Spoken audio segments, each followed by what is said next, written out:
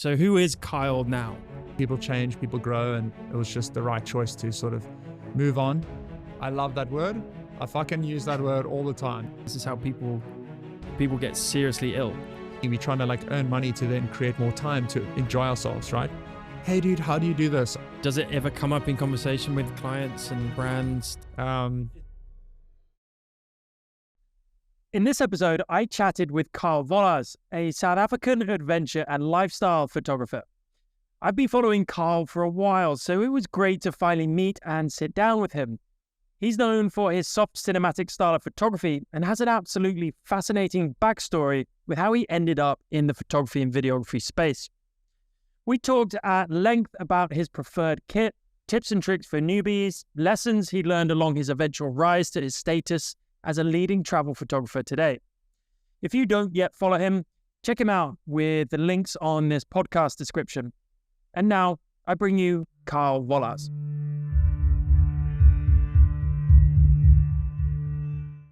Welcome to the new podcast, man. Cheers. Cheers, bro. Yeah, stoked to be here. We made it. Finally. Yeah, I've been trying to get hold of you. I mean, pretty much with most guests I've had on here.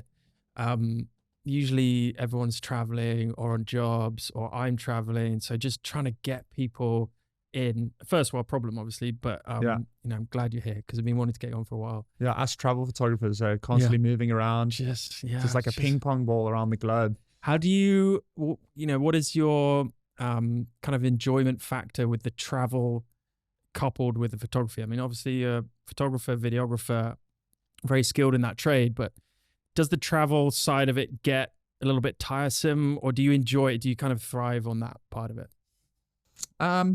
It's sort of like, it's a love-hate relationship really, because I love to travel, I love to see new places.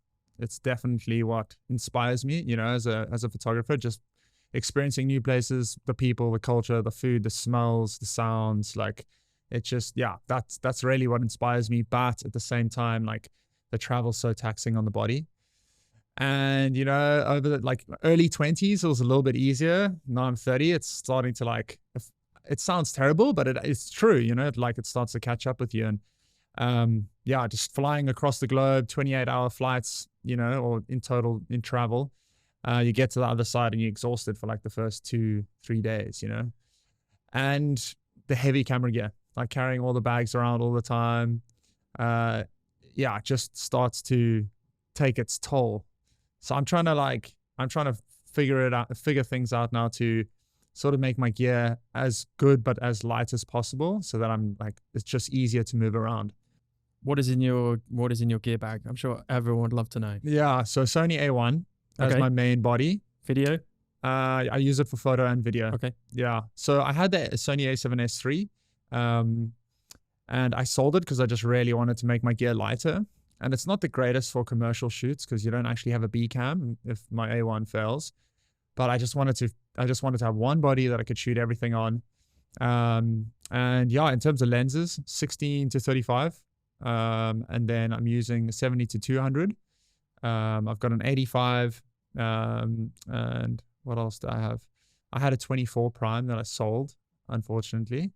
24 G Master. It was I think it was f1.4.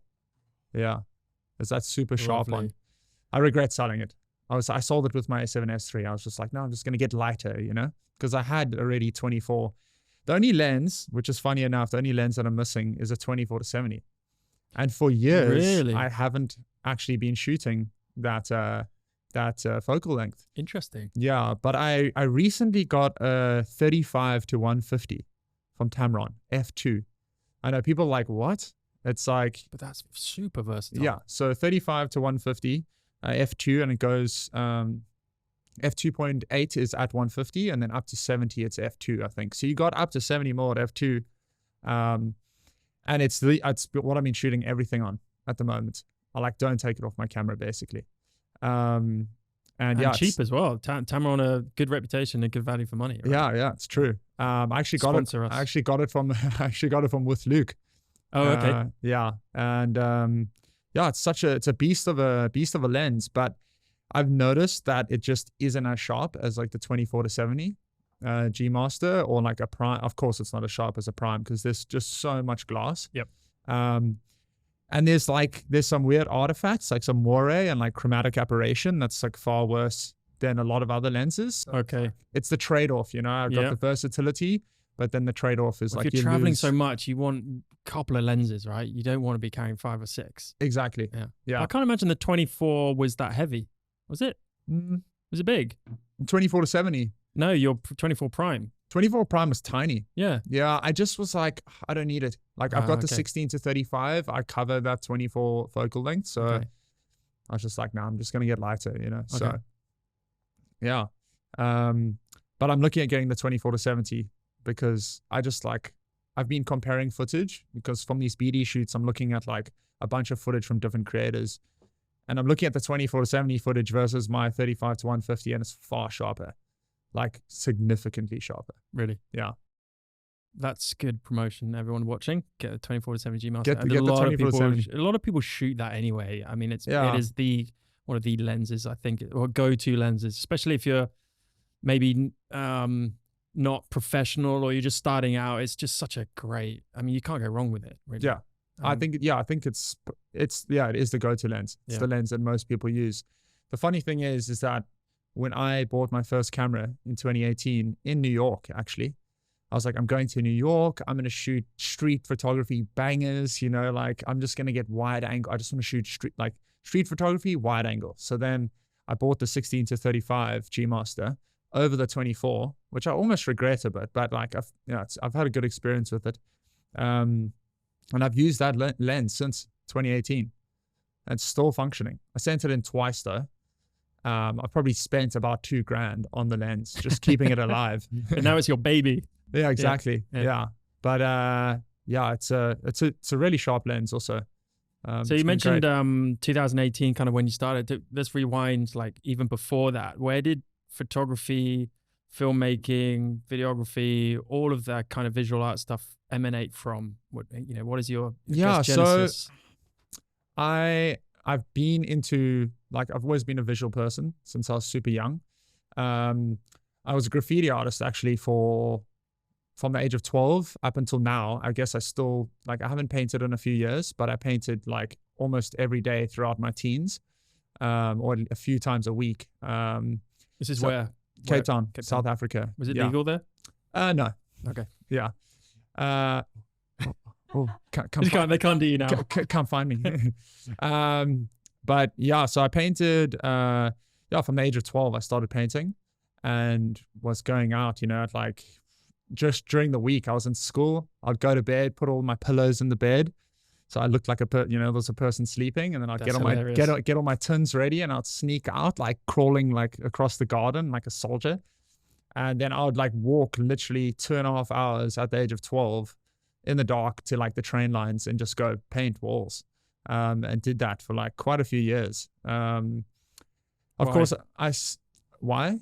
Well, so I went to this bar, in Cape Town in South Africa, we'd call it a braai. That's the typical word for barbecue. Yeah. And I went to this one braai at one of my mom's friend's houses, and her friend's son was a graffiti artist. And I walked into his room and I just saw all this graffiti over his room, and I was like, wow, this is cool. What is this? And I went and I started chatting to him, and he was like, hey bro, like if you want to, have you ever used a spray can before? And I was like, no, I haven't. So I think I was 11 years old at this point. And we went to the back of his house, and he's like, yeah, test it out. And I was like testing it out and doing a few like squiggles and random tags and stuff. And then that just sparked my interest in it. And then I started noticing all the graffiti around Cape Town. And during that time, there was a lot of graffiti around Cape Town. Like it was, really? Yeah. It was a really, really big thing. 2015-ish, 5-ish. 2005, exactly. 2005. Yeah. And yeah, it was just like, I just got into it. And then it's crazy because there's this entire underworld that people wouldn't even know about, all this hierarchy and like. Really? Yeah, exactly. It's almost like there's definitely some gangsterism to it. Right. You have to almost get permission to do certain things within like the graph realm within a city. So for example, for quite a few years, I had to watch for other graffiti artists. I had to go into a train yard with like radios and be like, it's all clear, you can come in and paint, and then watch for guards. Wow. And I had to do that for like almost a year or something just to be able to paint my first train. So you earned it. Yeah, you have to earn it. And if you just go and paint, like it's specifically to do with trains really, but if you just go paint a train on your own, man, you can get into like serious trouble, and not from the law, from writers, graffiti writers that are like have been painting for many years. So yeah, there's this, it's entire underworld that people don't know. So then that developed into what after? So yeah, I carried on painting until the age of, I think until 2015. Okay. I was 21. Still painted a few times after. Around the age of 19, I joined the super yachts. So I got a one-way ticket from Cape Town to Caribbean, backpack, skateboard, and just went to St. Martin actually. And I joined the super yachts then, and worked on the super yachts for like 5.5 years. Wow. And from then, when was it? I was working as first officer in Norway on a 40-meter boat, cruising the fjords of Norway. And during the season, I decided to buy a drone. And this is where it like all started really. So I bought a drone, started shooting with this, I think it was a Mavic 1. Mavic 1? Yeah. Yeah, it must have been that time. Yeah. So I bought this Mavic, started flying it around. I was like, holy shit, this is epic. Like this is when I had the realization that I could create art with one click. You know, I could just like find something that looked cool and then create an image. And then that was like my art piece, you know? So it was like doing graffiti in one click, but except I was, just creating, photography. And I had that Mavic 1 for like 2 months. And then I was like, I want to buy a camera now. Because like I started getting into photography and doing more research on it. And I remember I was in Bergen. Yep. I wasn't in Bergen. I was in Gothenburg. And I went and the boat. Yeah. So, we went because the boat was going between Sweden and Norway. And, I was in Gothenburg and I went and bought the Canon 80D, I think. Okay. It was the Canon 80D. I'm not sure if I'm not familiar. And I bought the 18 to 35 Sigma Art. Okay. And that was like my first setup. And and then I just like started shooting every single day.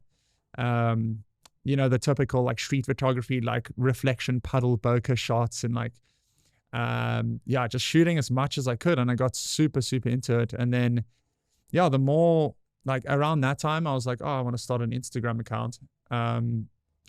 Started an Instagram account, and I was like seeing all these like street photography names, like depth obsessed and like, reflection hunters and like all these names. So I was like, okay, I can't use my name. I need to use like some cool alias name. So I came up with the name Dualitones. So, and I know it makes my toes curl when I think about it. And I was brilliant. Like Dualitones. I was like, cool. That's fucking cool. You know, that's my name. Yeah. So then I was like, ex-graffiti artist. Yeah, exactly. You know, underground. And then I was like, okay, I need to start shooting long exposures now. You know. And I was just doing like a ton of long exposures with like reflections and like carrying water bottles with me, that's like essentially where my love for photography started. I was living in the south of France at the time. And when I got back from Norway, I just got absolutely obsessed with it. Right. And that was end of 2018, beginning of 2019. End of 2018. And that's when I went to New York and I bought the A7R2, end of 2018. And that's when I was like, I'm buying a proper setup. And like, I started getting more into it. And at around that time, I was I'd been on the boat for 5.5 years. I got my captain's license. I was, at the point where I'd either had to like go all in and get my unlimited and like go all into yachting. And I just knew that that's not what I wanted to do. Like I'd been a creator for so many years because of graffiti. I was also into music production at the time. And was just like, okay, I've got a choice to make here. Like I can either go into the boats. I was actually heavily into music production at the time and still doing graffiti. So I had these like a few different avenues that I could go down. And then there was photography that was also on the table. So what sort of made me decide to take the leap into photography is like, what environment do I want to be in? Like in my career, what environment do I actually want to be in on a physical daily basis, you know, with shoots and travel and music production. At the time I was into techno and drum and bass, and I still am. But I was like, this environment is going to lead me like into clubs, to festivals, into cities. Yeah, it was taking me down. Basically photography for me at the time, I thought like I slowly started getting into landscape photography. Okay. So I was shifting away from street photography and I was getting more into landscapes. And I was like, you know, I have the choice now to either go all in on music production, carry on with yachting, or do graffiti, which would then also keep me in cities, keep me in galleries, and, you know, take me away from nature. And then I looked at photography and I was like, okay, well, where's photography going to take me? Specifically landscape photography. And I was like, it's going to take me into the mountains. You know, it's going to take me into nature. It's going to keep me outside. It's going to keep me active. And that was like the deciding factor where I was like, I think I want to, you know, go all in on photography. And at the time, I didn't really know it was going to be like travel photography. It was more just like landscapes and like shooting outside. And then I took all the cash that I had saved up in yachting over a 5-year period and just bought like a ton of camera gear. So I got like the Mavic 2, I got 70-200, I got like an 85. What else did I buy? I bought a bunch of gear. And my ex-girlfriend and I, we basically at the beginning of 2019 decided we're going to go travel Southeast Asia for a year. And we flew to Oman. I did my last job on the boats for 3 months. I was working for like the royal family in Oman, in Muscat. And then from there we got on a flight to Bali and then did Southeast Asia for like 6-7 months. And that's where it like all started, you know. And I was at the time looking up to all these like landscape photographers like Daniel Corden, Jord Hammond, and I was like, oh, these are like, what these guys do what these guys are doing is incredible, you know. And then I just started shooting like every single day, and started like building my Instagram and started just like really honing in and looking at like what these guys who were at the top were doing, and then just trying to like replicate their footprints, you know, to try get to, I guess, where I am now. And yeah, I shot the whole of 2019 around Southeast Asia. Ended up moving to Melbourne at the end of the year. And I'd never done any commercial work by that time. Like,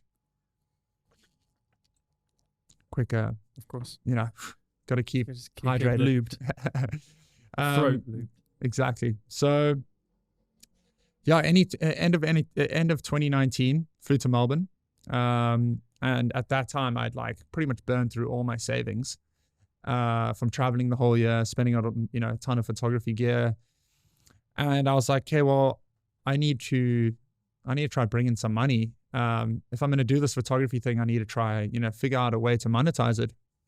And I remember signing up to like a Facebook group and just looking for work around Melbourne. And I actually linked up with this one Spanish guy who was like running a real estate photography firm that he had started. And he saw my work and he was like, I'd love to get you to come shoot with me.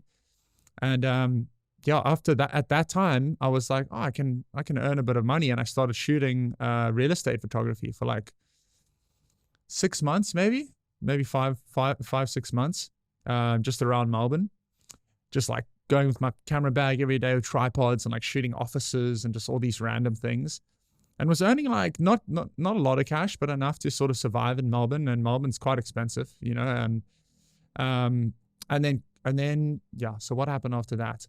Yeah, so we're going back. There's a lot. There's a lot that happened. This was COVID, almost COVID now. So this was leading in. Okay, so it must have been less than 5 months. Must have been about 4 months. So that at that time, I was pretty good friends. I became good friends with Luke, and we met with Luke. With Luke Stackpool. Luke Stackpool. Okay. And we met in Java. We went and did a trip in East Java in 2019. That's where we sort of became good friends. Bromo and stuff. Bromo, yeah. So we met in Java, connected then, and then we're in contact throughout that whole period into 2020. And then we landed two tourism board jobs, actually. It was Visit Greenland and Inspired by Iceland. And I flew out, did these 2 jobs, incredible. That's where I took one of my favorite photos actually ever, in Greenland, in a Lulisat. But we'll get to that later. And I did these 2 tourism board jobs. And then we finished Inspired by Iceland. And I remember we finished the job and we were at the airport, and this was in March, and everything was just, flights were cancelled left, right, and center. I was supposed to fly back to Melbourne because my ex was still there. We had an apartment there and everything. And it was one of those days where you just didn't know what was going on. You know, it was just like Armageddon, you know, like airports are shutting down left, right, and center. People were like running around crying and panicking, and like no one knew how strong this virus was or what it was, or, you know, so it was just like absolute pandemonium, you know, just crazy. And that day, so I left Iceland, and Australia were closing their borders like at 12 o'clock that night. So I basically had to get into Australia because they were closing the borders to non-nationals. So I had to get in before it closed, and I arrived, and it closed 10 minutes before I landed. So there I am, like not knowing if I could even get back into Australia. Luckily they let me in. I got back, packed my apartment up in like 4 days, I think it was, and then flew back to France, and was based in France like up until last year, September. Why France? Did you already, from when you lived there, did you have property there or something? So my ex was French. Oh, okay. Yeah. And during my yachting career, I was sort of based in the south of France. So I was like in and out of south of France and in the Mediterranean most of the time. Yeah, and then, you know, that sort of led me up until last year where I left France. We basically, so I ended up splitting up with my ex. We were together for about 8 years. And yeah, I won't delve deep into that, but, you know, people change, people grow, and it was just the right choice to sort of move on. Yep. And then, I moved out to Bali and just started traveling again. And, you know, I've been traveling in and out of Bali and traveling internationally since. Since September, I've just been traveling nonstop, actually, which has been, pretty awesome. So that brings us up to kind of present day. Present day, yeah. How would you then, so who is Kyle now? Like as an artist, how would you describe who you are and what you do? So I would say like I'm a multifaceted creative, focusing on photography and video. Okay. Hybrid shooter. Mostly, you know, I'm obviously shooting a ton of photography, but most of my work right now is related to videography and working with a lot of commercial clients like BD. BD is, just for the viewers, BD, Beautiful Destinations. Beautiful Destinations. Yeah. So that's my main client right now, and they've been great. Just sort of taking things, seeing how things sort of unravel. Working on a few of my own passion projects. Won't get into that now. That will sort of unravel. If people follow me, they'll see those projects sort of come to fruition. Nice. Follow him. Yeah, follow me. Kyle Vollaers. For now, just like in a really good place, actually. You know, just got some good client work. Since I left France last year, it was like quite turbulent because the transition of like leaving that entire life to the life I'm living now, it was just like the transition felt quite turbulent, and I sort of I lost a lot of my passion for creating and photography through that time. And I think it was just the fact that the instability during that time didn't yield to me having the peace of mind to be in the right space to create. And now I'm at this point right now where I feel like I've started finding that peace of mind, and I'm starting to shoot again, and I'm starting to create for more so for myself. You know, I've still been doing client work throughout that entire period, but I'm at a point where I'm just like starting to feel really motivated and inspired to shoot photo and video. One of the big sort of sparks of that inspiration has been shooting film. And I think I bought a point and shoot a few months ago, just before I left to India. Yashica T4 for anyone who wants to know what I'm shooting on. And yeah, I just started shooting a ton of film, and that has just like 35 mil. 35 mil, yeah. That's just really, really inspired me, and has just inspired me to just carry a camera with me like on a daily basis and just shoot like day-to-day stuff, you know. Not even necessarily like chasing big bangers, just like capturing little moments. And yeah, it's definitely a different approach to photography, and it just feels a lot more hands-on and more tangible. And also having the limited amount of shots that you have per roll is also like such a factor that I love, because like coming from the A1 where you're shooting like 20 frames a second or something, you just end up like going to shoot, you know, and you would just leave a shoot and pardon me, I'll just go back. And you would just leave a shoot, and you would have shot like 1,500 or 2,000 shots, you know? And I mean, that has its time and place for, you know, specific shoots, but it just felt like it just didn't feel that intimate anymore. And stepping into film and shooting like 36 shots per roll just felt like a lot more intimate and controlled. And like, it just made me more dialed in terms of what I was shooting and how I was thinking about shooting. And yeah, that's sort of where I'm at now, you know. And I feel like I'm always going to shoot digital, but I very much feel like I'm going in the direction of film, and just loving the way it looks. Like I shoot film, I can shoot Kodak 200 gold on a pointed shoot and get colors out of that roll and that camera that I can't even emulate on Lightroom, like with the A1. Like I just can't. I just don't know how to. Like I've tried. So yeah, there's just something about the film that just looks super beautiful, and I've just become obsessed with it. And yeah, it's exciting. It feels like the early days where I just bought my A7R II and was figuring out, you know, how to use this digital camera. And it just feels like that again, you know, and it feels like I'm at the beginning of something new and exciting. And it's just, it's inspiring. Tell us why. I mean, I asked why graffiti in the first place, but what is it about photography and videography and that kind of creative side of visual arts that gets you, for want of a better word, frothing? Frothing. I love that word. I fucking use that word all the time. I'm permanently frothing. So we'll get to, because I want to ask you a few things about film photography later, because I love it as well. But what is it about just photography generally?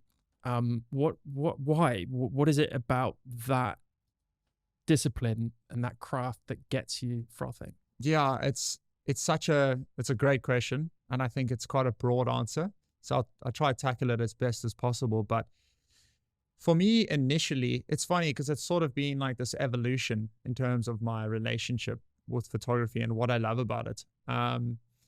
But in the early days when I first started, it was just being able to like capture that thing that looked super cool with this piece of kit. So it was just freezing that. For me, it was like freezing that moment and that frame, and then being able to manipulate it in the way that I really wanted to see it, or how I first saw it at the time, you know, because everyone sees things differently, right? And yeah, in the early days, that's sort of what drove me. And these days, I guess it's very similar, but it's more become like storytelling and like being able to share these moments and share these things that I see. And not so much like for me just capturing that frame, but like capturing that frame to be able to be like, guys, look at this, you know, this is, I think this is cool, you know, and I'd love you to see it. And yeah, so yeah, it's a sort of a difficult answer because there's so many things that I love about it, you know. But one of the biggest things is also, one of the biggest things for me is the connection that you can make with people that you shoot and sort of the photographers that you meet and the whole sort of the lifestyle that is surrounded with photography, you know. Like all the people that I currently know in Bali right now is because of photography and videography. Like all my best friends, Finn, Chris, like that whole crew I met because we followed each other on Instagram. And that's probably one of the things that I love the most now, is like the connections that I made, the people. I mean, I wouldn't be on this podcast right now if it wasn't for photography. So yeah, I think it sort of started with me just wanting to create cool art and take cool pictures, but now it's become like so much more than that, and just become this, lifestyle that I love. I love to travel. I love to create. I love to capture my life along the way and sort of be able to look back and be like, oh, wow, I remember that time in East Java when I was like watching Bromo just like erupt in front of us, or, so yeah, I don't know. It's sort of difficult to answer because there's so many different things that I love about it now, because it's become my life, So there's no easy answer. I don't think anyone's answered it. Everyone answers that question in their own way, me included, but no one really is 100% sure about a very specific answer. It's just an innate kind of, it's an indescribable feeling. And I think it all starts, for everyone, it all starts with looking at an image that you've taken. Not just, I mean, you can still get the same spark, but when you've taken something and you've got something you're proud of, like that feeling doesn't matter what it means, if there's a story behind it or whatever, the experience is great. All of those are kind of peripherals. Yeah. When you start doing it. Exactly. And it sounds like it's the same with you, but probably, the genesis of that was your graffiti going into, okay, now I can create something different and still get the same buzz from, like you said, just a click or a bit of technology. For me, it was that technology as well, because I love gadgets and equipment, and so I was like just combining that with that just aesthetic pleasure. And then the rest comes with it. But yeah, definitely, I think everyone actually says the experiences and the people that you meet along the way, whether that's, if you're portrait photography, the people you're shooting, or if you're travel photography and you're in a team or whatever, if you're on a client job, whatever it is, like the people in the community, even here in Bali, right? The community is just incredible. And that makes it so much more powerful. Exactly. But yeah, interesting to hear how you got into it, basically fitting it around the lifestyle you wanted, which is really interesting. Yeah. Like, I feel like you can design your own environment, right? And that's sort of, that decision that I made in 2018, 2019 was that I wanted to, design my own environment to be conducive to a more healthy lifestyle. Cause I knew, like, cause I'm a little bit of a sender. I knew that if I went like the music production route, I would be partying all the time. And like, even with graffiti and like being a mural artist, I would be in the cities all the time. And like for me, photography and videography, videography sort of came later. I didn't really know that was going to be part of my whole career now, and what I do. But definitely with photography, I knew that it would lead to a far healthier lifestyle. Even yachting, I think, is working hard, playing hard, right? Oh, yachting is like savage. Yeah. Yachting is like 4 months of work, and then as soon as you hit land, everyone's on the piss. Crazy. Yeah. We were watching what's it called? Below Deck. Have you seen that on Netflix? Yeah. It's kind of.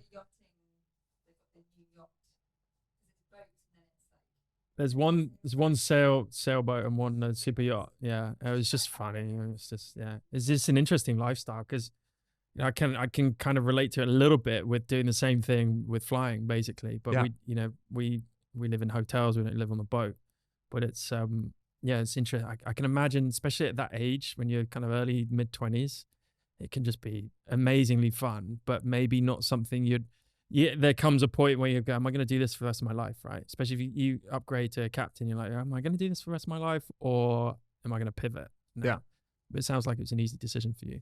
Yeah, I think it was an easy decision. And honestly, I haven't looked back. Like, it's funny now because like years later, I'm still working on the boats, but now I'm shooting films, Yeah. So in the beginning of the year, I flew to Mexico and I shot for 12 days on a 70-meter boat called Rociante. Wow. And I was basically, shooting in Baja, Mexico for 10 days, 10 or 12 days. And that was great fun. Great diving every day, just like shooting a bunch of stuff, just shooting guests. Can't actually say who I was shooting, but yeah. Photographing guests, not shooting. Photographing guests. Yeah. So basically, I mean, the job it was pretty savage because you arrive and then you shoot every single day. And then by the end of the trip, you have to deliver a 10-minute edit that shows the entire trip. Oh, so this was a video. Okay. And photos. Okay. Yeah. So then I had to shoot daily photos. So editing also. every night. Editing every night. And 10 minutes is like, it's a long time. Yeah. I mean, they wanted a 15-minute film. So I pushed it to like 12 minutes or something. And yeah, it was like a decent edit. It wasn't anything like Raja or, some of these other edits I've done, but that was a pretty decent edit.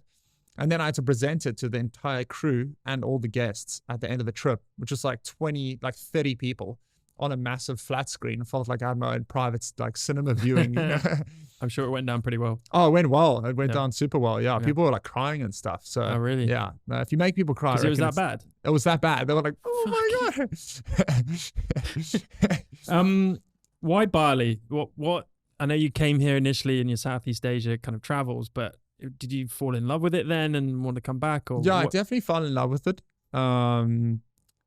Yeah, it's interesting because there's just something about the energy on this island that draws me back.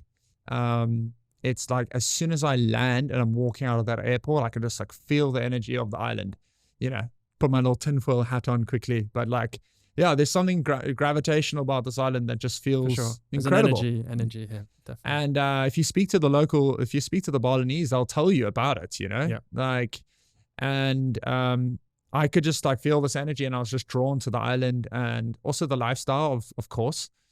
It's super beautiful. I surf. There's incredible waves all over Indonesia, although I've been far too busy with work to even get out and travel much to for myself.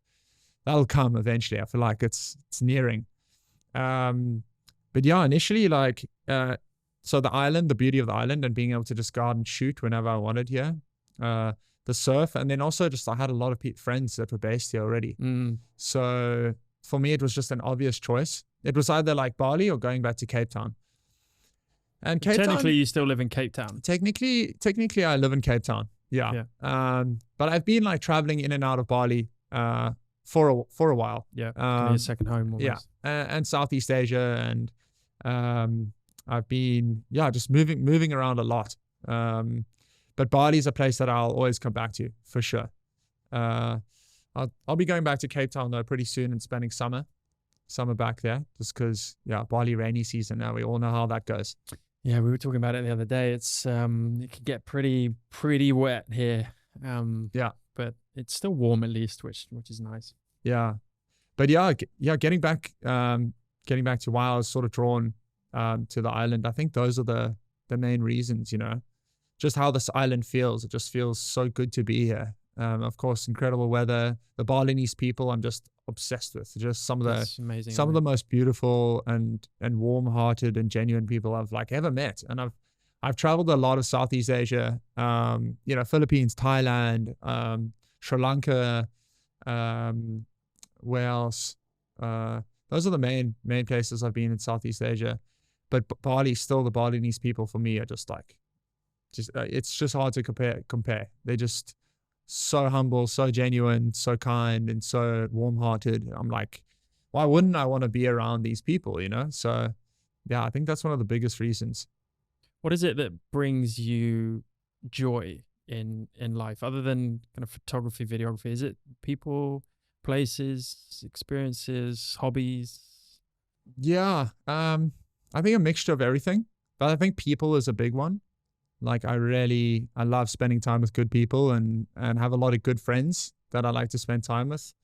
Finn Matson, Chris Glaze, a lot of these people who are just like incredible artists, photographers, and just genuinely really, really like beautiful people. And I just like to be around good people and have good conversations and exchange ideas and just create together. And yeah, I think that's probably one of my favorite things to do. It's just spending time with like good friends. Yeah. And going on missions and creating. And one thing I love about those guys is we've had them on. We'll have them on again for sure. But we should all get on together one time. That would be fun.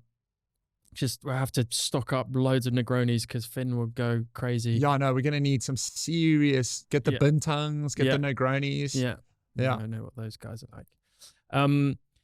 One key thing for me, I think you probably resonate with this as well, not to take things too seriously. Like, it's so, when you sit down with people, and that's what the local people here in Bali is so just genuine and naturally good at, is just taking each day as it comes, and not taking themselves too seriously. Yeah. They take a few things seriously, namely their religion and the spirituality, but even then they do it with a smile on their face, and they do it in a very kind of peaceful manner, right? When you're in an atmosphere like that, especially with photographers, who a lot of photographers, in my experience, can take themselves very, very seriously, and it's a grind, and it's kind of becomes competitive, and it's always all about photography, which is, I can talk about photography all day, but there's more to life surrounding the art and the techniques of that. But we can sit and have a beer and just shoot the shit and not take each other or yourself too seriously. I think that's a big difference certainly with the guys you're talking. Exactly. Yeah, exactly. I think, when I arrived in Bali the first time I visited in 2019, like that whole sort of like Instagram influencer thing on Instagram was becoming like it. That's when it was like really happening, and everyone was like so into it and taking themselves so seriously, and all trying to grow, and like that's when I first sort of saw that side of things. And you would just sit down at a table, and like people would just talk about Instagram nonstop, be on their phones, Instagram, like blah, blah, blah, blah, blah. And that was like a big eye opener in terms of like, oh, do I want to get into this world, and I think with that, it's like just sort of paving your own way and finding your own groove, and finding balance with it. Because back to taking people taking themselves too seriously, I feel like that's when they go a little bit off kilter. I don't know if that's the right word. Off kilter. Yeah, that's the right word. Yeah. And they just sort of go a little bit too intense and take it far too seriously and get too involved. And then by getting too involved with that whole world, they become too self-involved at the same time. And that can just sort of create this environment that like, it just becomes unhealthy, I feel. Extremely unhealthy. If you don't know how to handle social media, and we've all been there where we've been sucked into whatever area of social media is applicable to you at that time, but it's extremely if you're not aware of how it can influence is probably the wrong word to use, but how it can affect you both mentally, physically, socially. I mean, the amount of people, when we first came to Bali, the amount of people you couldn't have more than a 1-minute conversation with because they had to pick up the phone. I don't need that. I'm like, what? This is not the type of people I need to be around, right? So if you as an individual are not aware of how to use it most effectively for whatever use you need it for, you can get sucked in. It becomes your life. People spend 10 hours a day on fucking Instagram. Absolutely. Yeah. People get absolutely consumed. It's not reality. Yeah. It's just so degrading to mental health. Totally. Even if you're watching educational videos all the day. Yeah. It's so geared towards dopamine hits all the time. And it's an addiction. It is an actual addiction. And this is how people get seriously ill. Yeah. I mean, people are just like, they're getting their dopamine system absolutely zapped on a daily basis. And I don't want to mention any names, but I've seen a few people in the sort of industry and in our travel niche just get far too consumed by it. And, to the point that like, they'll come back, they'll like miss a few days of stories and come back and be like, I'm sorry for not posting stories. And then you sort of I look at that, I'm like, whoa. What they tell their audience, I'm sorry for not posting. Yeah. You're like, I'm sorry for not showing up. It's narcissistic. And I feel like I've even almost caught myself coming back after not posting for a while and just being like, oh, I've been away, I'm sorry for like not posting and stuff. But it doesn't matter. Like, and I've sort of come to that realization now over the past few years that like most of the time people are thinking about themselves and they're not actually noticing what you're doing. Absolutely. And you don't give a shit. But so many people, lose so much energy by feeling like everyone's thinking about them, but that's actually not the case. And it becomes this very like sort of self-sabotaging cycle where people will constantly feel like they need to be like posting on a daily basis and doing all of this because like otherwise they're going to get left behind. And for me, that's not really the case. Of course, if you've got like monetary incentives behind it and you're trying to grow a business and you're trying to drive revenue for your business by posting on social media, like go for it. But then know that that's what you want to do, because a lot of people get caught in this trap of like, I just need to grow this following. And then like it sort of begs the question of like, why? What for? Yeah. Why are you growing this following? Because you lose so much time, and I sort of got to the point, this is why like now I will like get into a sort of phase where I'll post for a bit and then I just step away. And I step away not in the fact of like I'm not motivated to post. It's just more the fact like I just want to have time for myself, and I just want to be present on a day-to-day basis and not be consumed by this sort of machine. And it's funny because I'll notice if I post like 5 days, if I post 5 days in a row, even after the 5th day, I'm like, okay, I need to step away. This is too much. It becomes this like super monotonous day-to-day thing where I'm like replying to the same people, giving the same comments. And I appreciate all the comments I get on my work when I do post. And I appreciate all those people. And it's not really to do with them. It's more just to do with the fact that I don't want to have this repetitive cycle on a day-to-day basis. I like to have my days sort of a little bit more open and like full of surprises. I don't want to be like at 4, I'm going to post and then I'm going to be going through this exact same cycle. And eventually like after even 5 days, it just becomes too monotonous for me. And that's one of the big reasons that I'll sort of step away from time to time. And I just got to the point where I valued my time far more than any amount of followers I could ever have. Because even if I had that major following, 500K, 600K, a million or whatever, like, yes, you're going to earn more money, but then at the end of the day, like, you're still just trying to get more time, right? Like, so you're going to gain more followers. That's going to give you more money. But then like, is the trade-off on the amount of time that you put into gaining more of those followers worth the time trade-off when you could actually just have the time instead of having the following? Because at the end of the day, like for me, you still, like us trying to earn money, we're trying to like earn money to then create more time to enjoy ourselves, right? But then why not not put all that time into growing that following and actually just have the time already? So that's sort of the way I started looking at it. Like, yes, I could spend 3 hours editing this photo and then like 2 hours posting, like, replying to comments and then like posting and then replying to comments after I post. Or I could just spend this 3 hours and go for a surf and I go see my friends. I think I'll do the latter, like I think I'd rather just spend that time seeing my friends. And would you have the same philosophy if you had 5,000 followers and working to get jobs? It's a good point, because maybe it would be a bit different. Like I think I may be fortunate enough to have like put the time in to get to where I am now. But the funny thing is that most of the work I'm getting right now is not through Instagram. It's because of the video work that I've put out and people noticing the video work that I've put out over the past few years. That's sort of where most of my clients have come from, actually. So like I'm basically doing no paid promotions on Instagram at the moment. I get a few offers now and then, but like none of them are good enough for me to like want to just promote some company that I don't really like fully believe in, or, and a lot of the time that is the case, unless it's something that I'm like using on a daily basis, like Polar Pro, for instance. Like I have no problem promoting that company because they produce incredible gear that I use on a daily basis. Heart rate monitors? Polar Pro? What am I thinking of? Polar Pro what? Tell us about Polar Pro. Yeah, I mean Polar Pro filters. Oh, the filters. Okay.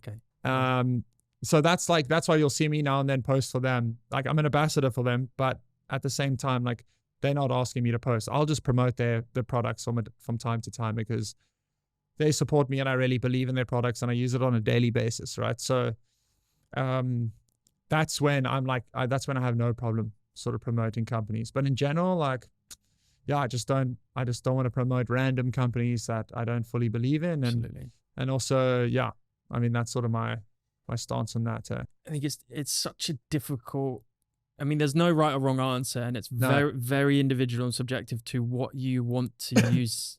I mean, if we just pinpoint Instagram, because there's many platforms you can still use as a photographer, but you know, depends what you're doing for. I mean, I try and post five times a week because I want to grow my account, and the reason I want to grow my account is to attract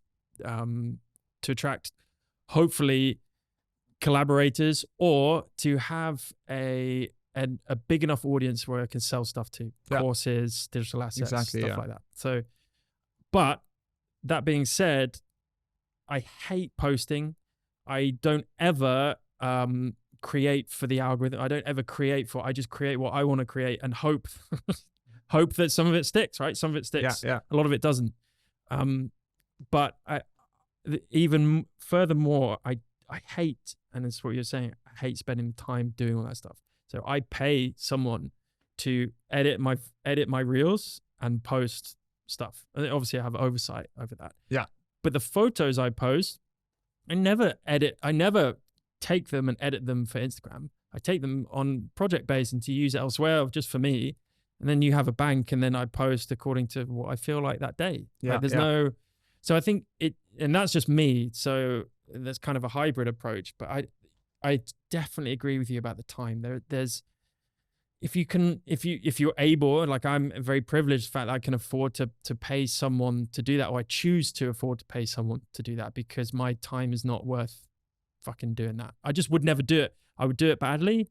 I would just be dreading it every day, spending, if you're doing reels as well, like it's time consuming. It's super time consuming. And then you've got to keep up to date with, if you really want to get as much bang for buck out of one reel, let's say, you better make sure you research when to do it, how to do it, captions, what type of formatting, music, all this kind of stuff. Like, you either do it properly or you don't do it. Yeah, and I think kind of that's what you're saying as well. It's like, you got to have your finger on the pulse, really. Like, and yeah, like, of course, there's a side of me that still wants to have my Instagram grow, but like, I just came to a point where I just felt like, as you said, you brought up a great point. Like, would you still do it if you had only 5K?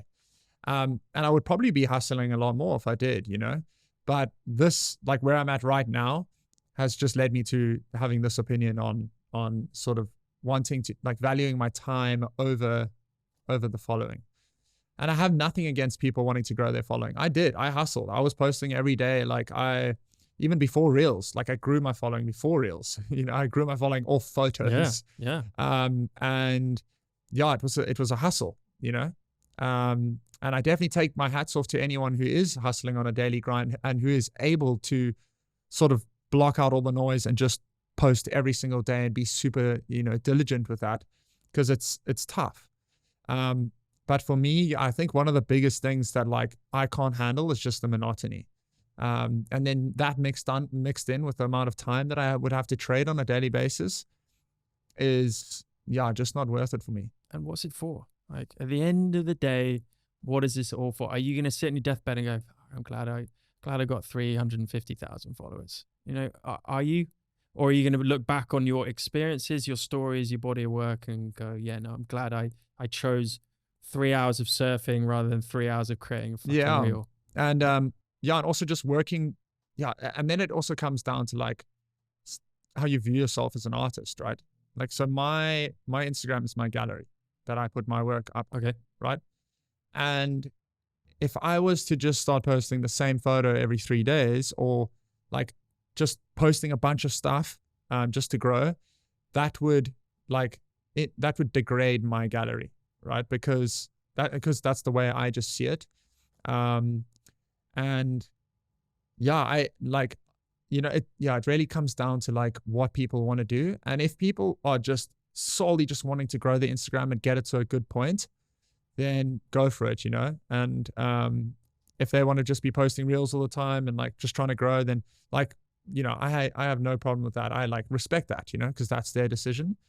But the reason I don't do that is because I value my Instagram as a gallery, and I just wouldn't want to degrade. I feel like I would degrade it. And that's just like my personal opinion on it. I think we as artists are very like clear on, first of all, the visual aesthetic of any output, right? Exactly. Whether it's your name on an Instagram account, or if it's what you say on your Twitter account, or if it's your NFT platform. It's a bit different because you're earning direct money from it, but or if it's a pitch deck, or if it's a media kit, or your website, whatever it is, like we curate that differently we curate our IG profile and our IG grid differently to a non kind of artist, should you say. So yeah, that is definitely something I think people have to, because I'm really strict on it as well. I wish mine was all photos. I just found it very difficult to grow like that. And I have different objectives with the reels that I do. So kind of mixing and matching, and I don't mind it. But I made that decision very early on. It's like, I don't have to have my IG grid as my gallery. Yeah. It is great. And maybe I can have 50% of it as my gallery and people can still see my photos, always want my photos on there. So I totally agree with you. It depends on the individual and how they want to put themselves out there. You know, what's the first impression? First impressions are huge, whether that's first impression from someone you want to work with, or an admirer, or a potential collaborator, or just a follower. Yeah. So it's, yeah. Why do your followers follow you, do you think? That's a difficult question. Yeah, that is pretty difficult. I think for like the aesthetic in my photos, my colors, how I compose images, I guess that's why people would follow me or have followed me. Yeah, I guess it's difficult because you can have like one reel go viral and, you know, get a couple of thousand followers out of that. So it sort of depends, right? I mean, I had Instagram post on my photos once and grew like, you know, 20K within a day or something. You did? Yeah. Wow. So yeah, it depends. But I think in general, like people just follow me for my style of photography and for my colors. My colors are sort of changing. I used to have like I used to go like muted greens, like super faded. It's funny because if you type in like how to edit like Kyle Vollaers on YouTube, there's all these like ton of videos. How to get muted, cool. How to get muted green tones, or how to get cinematic grades. Moody greens. Yeah, exactly.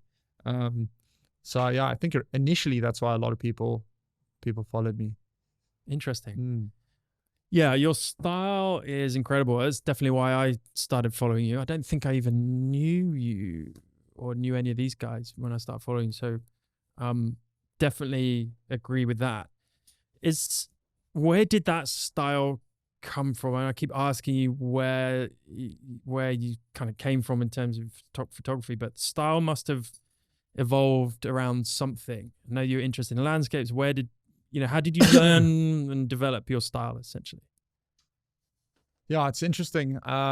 So when I first started landscape photography, I was like very heavily inspired by like Daniel Corden and Jordan Hammond and Max Munch, another big inspiration.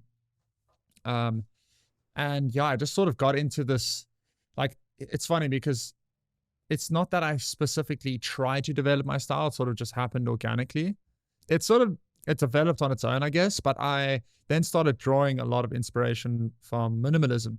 And that's when I noticed Carl Shakur also posting. His style's changed so much now, and he's pivoted a lot, but that sort of style, like also Josiah, who's also got a, you know, incredible style. He obviously does a lot of underwater stuff now, but that just saw that more abstract, minimalist style where there is a lot less going on in the frame, and the frame's a lot cleaner, and you might look and go, oof, that you know, like a person placed in an odd position with like not much going on, specifically sand. That's why I was posting a lot of sand dunes always, because that's probably one of my favorite things to shoot.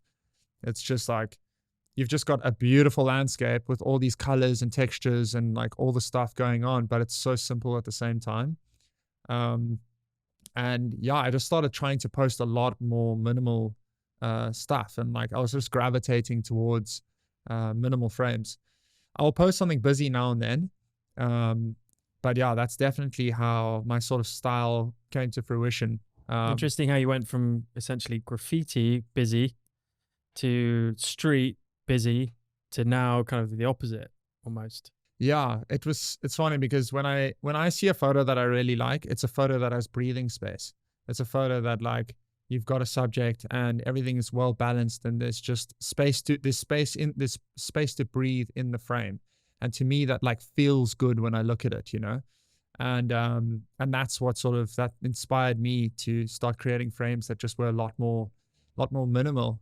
What about the color? Where did that, is it purely like color theory and you learn it kind of in a technical way, or you just experiment? It's more so experimental. But I've always, since I was young, I've always been inspired by like a lot of organic sandstone tones. Okay. And like muted greens is, anything muted and more like organic and, like muted burgundies and just stuff that like isn't popping too hard. And I think a lot of that inspiration came from my mom, actually. She had a clothing line called Tuareg Clothing that was inspired by the Tuareg from the Sahara. And a lot of that whole clothing line was built around these organic colors and these sort of like very muted tones. And I think maybe that might have been some sort of inspiration that came through. And yeah, I just love like organic muted tones. And that's sort of what led me to like desaturating the shit out of out of greens. I'm sort of bringing a little bit more saturation back, but it's like at one point they were like gray. It's like wasn't green at all, Same kind of principle with video?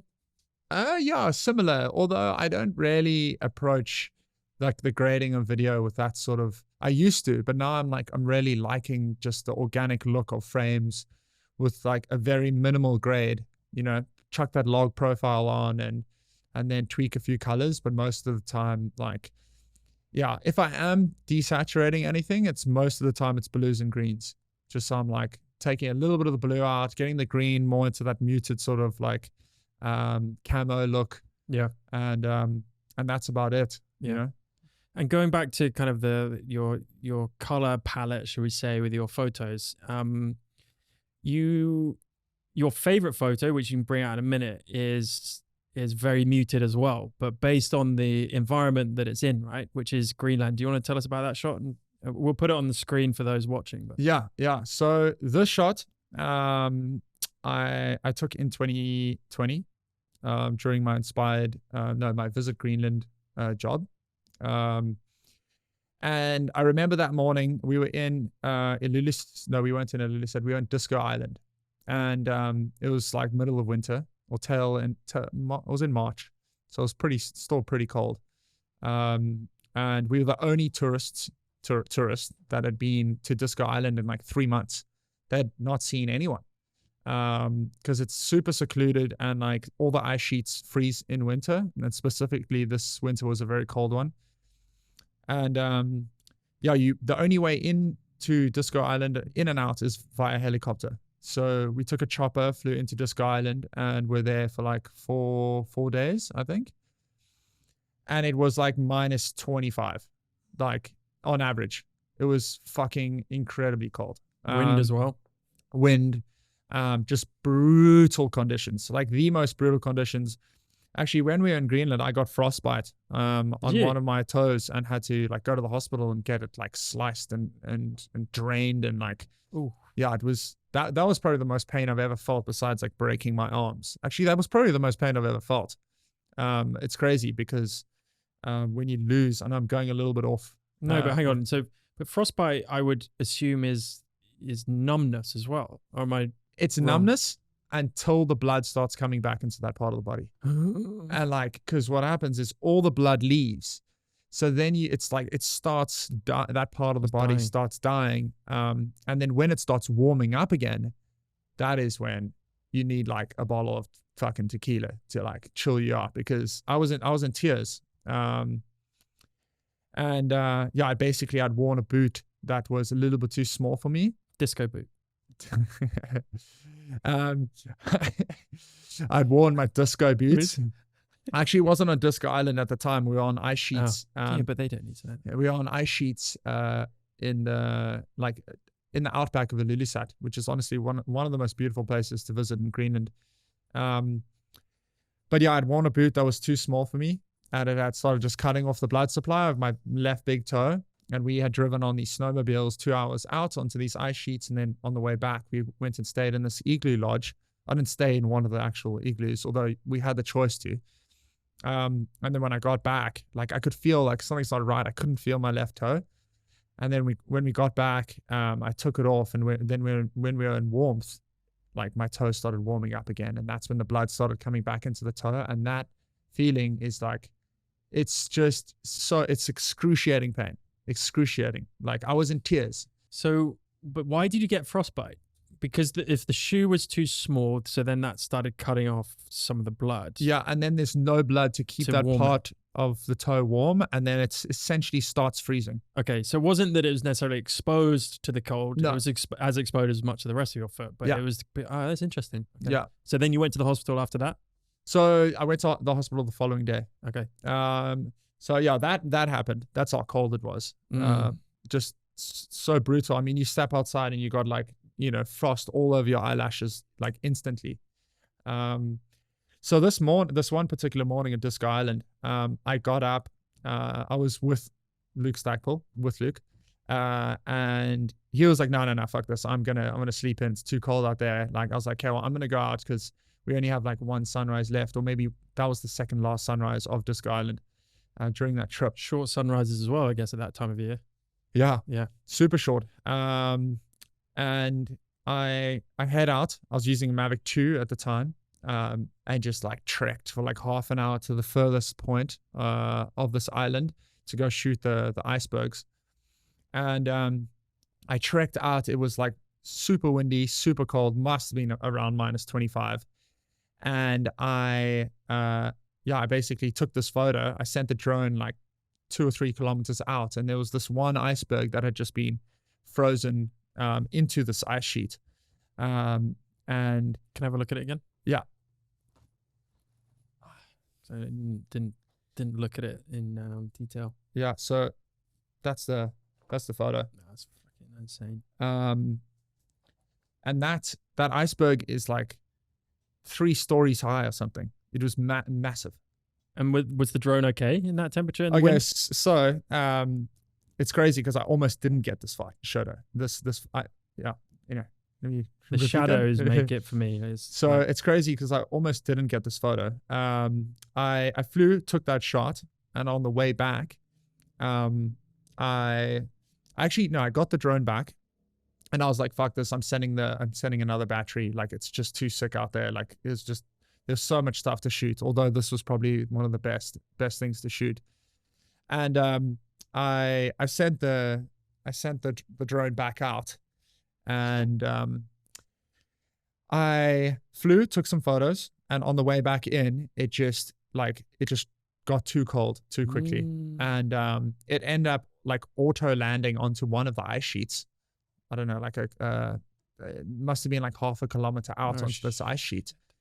And I was like, well, there goes my drone with like one of my favorite photos. I didn't know it was one of my favorite photos, but like I knew that I knew I had taken some epic stuff out there. And drone landed on the ice sheet, and I was like, fuck, well, I guess that's gone, drone and all these incredible photos I'd just taken.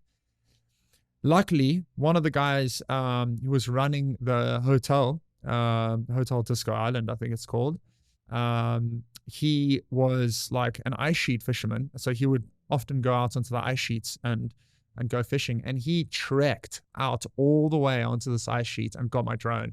How thick was the ice?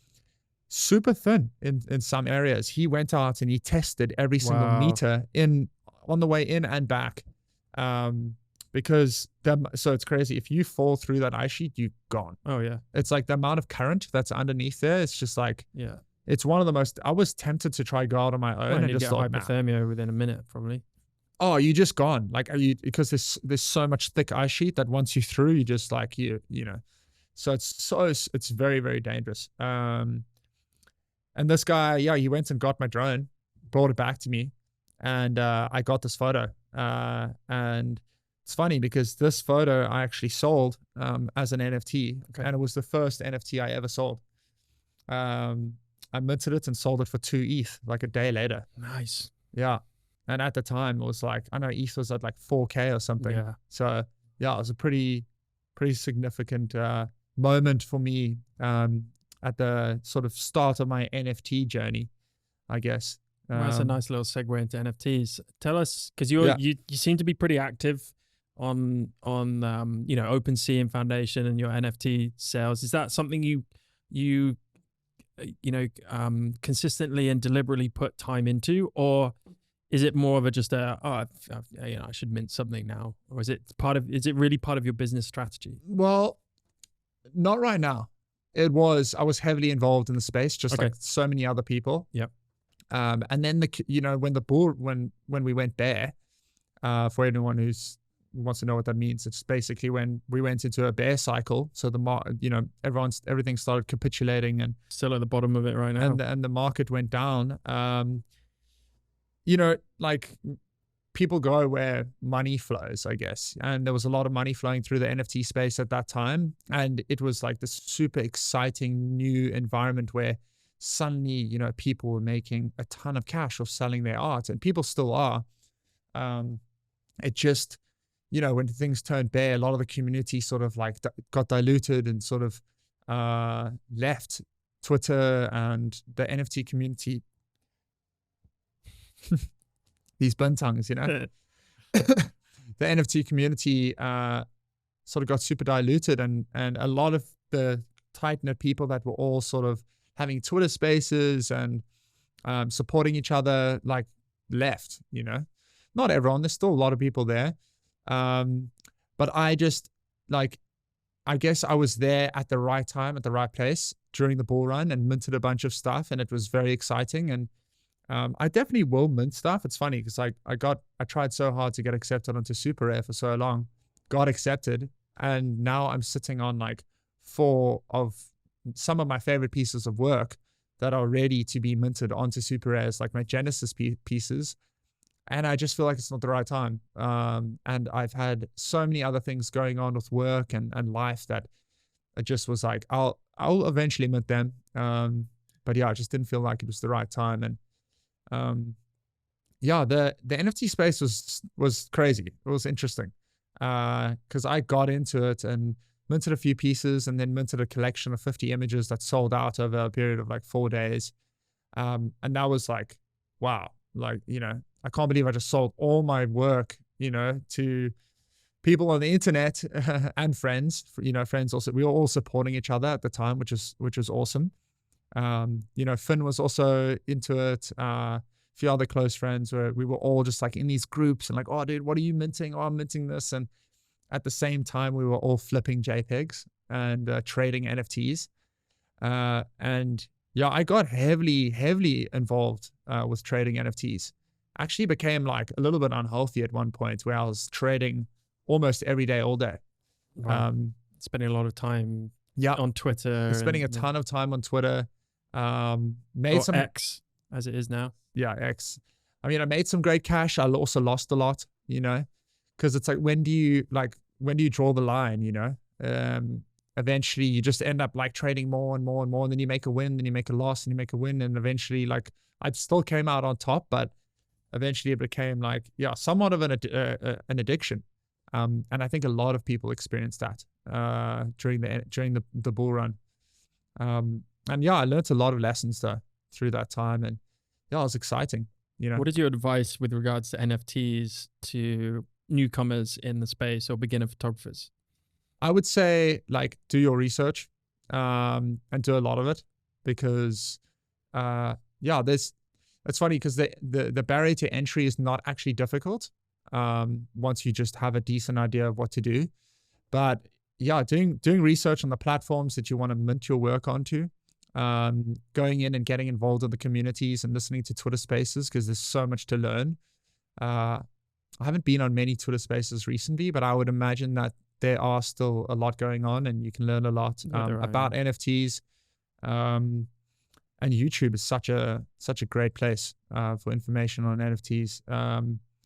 But yeah, I think like just getting involved in the community, not going in and minting a bunch of stuff straight away. Rather like if you actually want to go in and sell work, go in and get involved and try understand the community and try like really become, become somewhat of a person that's involved in that community, that doesn't just come in and like do a cash grab. Like before I had minted my big collection, I was so heavily involved in the community for like months, and on many Twitter spaces. And I feel like that's a good way to gain trust from people and for people to like, so you're not just like dropping a piece into an open echo chamber, you just actually, you're dropping a piece that will get shared by a lot of the community. And when it gets shared, then eventually a collector sees it, and that's how you get bids, I think. So yeah, I think that's the main approach. What about advice for, I mean, there's a few areas we could go down now, but I guess a couple of tips and tricks that you could offer, certainly beginner photographers or people who are still figuring out where they want to go with videography and photography. Let's start with social media first. Like, I know we talked about our own experiences, but if you're starting out, what advice could you give to a seasoned professional like yourself when it comes to, let's say, Instagram? Yeah, I would say consistency. I mean, like the more consistent you are, if you want to grow your account, like consistency is key. And putting out obviously good work. You can be super consistent, but if you don't have like a good body of work, then it could be, somewhat difficult.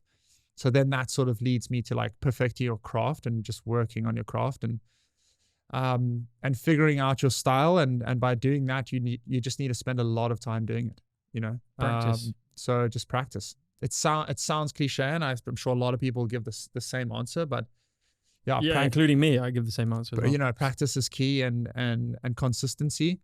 And then also like, yeah, it's funny because when I got into photography and started getting involved on Instagram, like having networking is actually super beneficial. And I started shooting with a lot of photographers that were a lot bigger than me, and I learned a lot from them. So just like reaching out, I know it can be hard, but just like reaching out, just reaching out to photographers that you admire. You might not always get an answer, a reply back, because people are busy, and a lot of the bigger photographers get a ton of DMs all the time. Yeah. But let's say you're traveling to a place like Bali, that a lot of photographers live, and maybe you follow a few photographers from here. There's no harm in reaching out. It's just like, hey man, like I love your work. I'd love to have a coffee. Because a lot of the time, like if I get hit up like that and a person's like, they're not just asking me for information. They're more so like, hey, I would love to join, like have a coffee with you. I'm more than happy to, if I'm free, meet that person and just like have a coffee and chat, So yeah, I think reaching out and in terms of growing, I mean, keeping your finger on the pulse with trends. If you really want to grow, like reels are obviously evidently a great way to grow. It was a lot different when I started out because it was more so just like put out really incredible photos and post on a daily basis. Things have changed a lot now. So you really got to be putting like if you want to grow, you got to be posting reels daily. It's definitely added a different dynamic to a photographer's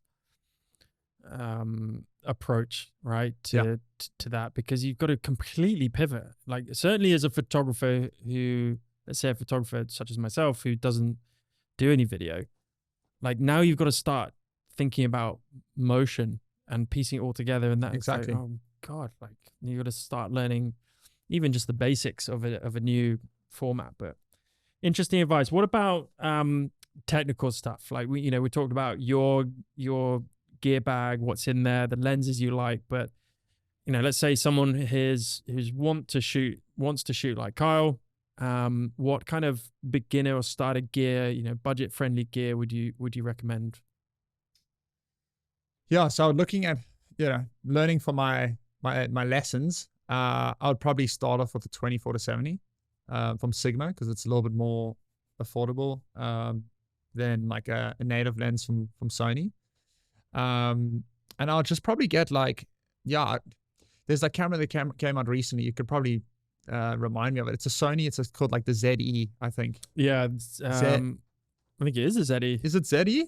I might be wrong, but if you look at if you look at recent cameras that have come out from Sony, I think it's APS-C, but you can shoot great video. You can shoot great photos. If you have a little bit more budget, I think the A7 IV is like a great option. If budget's no issue, get a Leica. But in terms of starting out, just get an all-round lens. And like I first got the 16-35. If you're super interested in landscape photography and want to shoot ultra wide, maybe go for 16-35.